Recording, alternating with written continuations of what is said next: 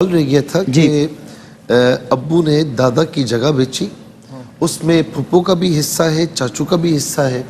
اچھا ان کو حصے دے دیے ہیں اور انہوں نے بینک میں پیسہ رکھوایا ہوا ہے، کہیں رکھا ہوا ہے پیسہ، پھر تو جس کی ملک میں ہے اس پر زکوٰۃ ہوگی اگر وہ نصاب تک پہنچتے ہیں. لیکن اگر سب کا حصہ مشترک ہی پڑا ہوا ہے، کسی کو بانٹا نہیں ہے، ایک جگہ پڑا ہوا ہے، تو بہرحال اس پر پھر زکوٰۃ نہیں ہوگی کیونکہ وہ ابھی ظاہر کسی کی ملک میں نہیں گیا ہے. اچھا ایک سوال یہ ہوا کہ مجبوری کی حالت میں رشوت دینا یہ کیسا ہے؟ بعض اوقات ایبیلٹیز ہوتی ہیں، کوالٹیز ہوتی ہیں، سارے آپ نے اسباب پورے کیے ہوئے ہوتے ہیں، میرٹ پر آپ ہوتے ہیں، لیکن آگے جو شخص ہوتا ہے وہ کام نہیں ہونے دیتا، وہ کہتا ہے کہ اس کے بغیر کام نہیں ہوگا. تو بامر مجبوری اگر آپ دیتے ہیں اس وقت کہ جب کسی کا حق نہیں مارا جا رہا، آپ کا حق آپ کو مل رہا ہے، آپ کا میرٹ بھی ہے، ساری چیزیں ہیں، تو اس صورت میں دینے والا گناہگار نہیں ہوگا لیکن لینے والا بہرحال گناہگار ہوگا.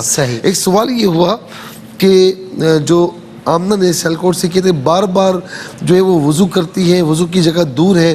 اچھا آج انہوں نے پھر فون کیا ہے اور کہا کہ میں کیسے وضو.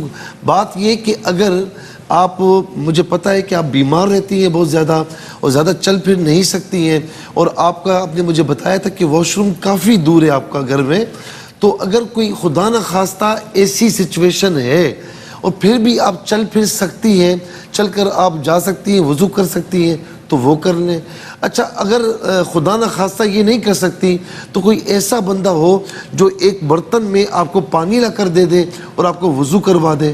اور خدا نخواستہ یہ بھی نہیں ہو سکتا اور آپ چل پھر بھی نہیں سکتی اور پانی کا استعمال آپ کے لیے بہت نقصان دہ ہو رہا ہے اور آپ کی بیماری بڑھ رہی ہے، تو اس صورت میں بھی تیمم کر لیں. اس کا بہتر طریقہ یہ ہے کہ ایک مٹی کی جن سے کوئی چیز آپ رکھ لیں، اپنے پاس ہی رکھ لیں، اس میں کسی کو بلانے کی ضرورت نہیں، نیت کرنے کے بعد تیمم کر لیں تو آپ کا انشاءاللہ ہو جائے گا.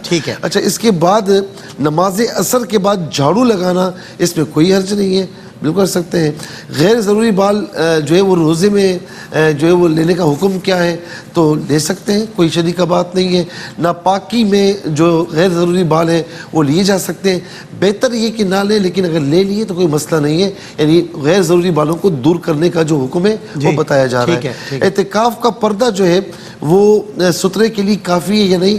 جو میں سمجھ پایا ہوں وہ یہ ہے کہ اعتکاف میں کوئی بیٹھے ہوئے ہیں اور آگے پردہ لگا ہوا ہے اور اس کے آگے کوئی شخص بیٹھا ہوا ہے، تو آیا یہ پردہ کافی ہے یا نہیں؟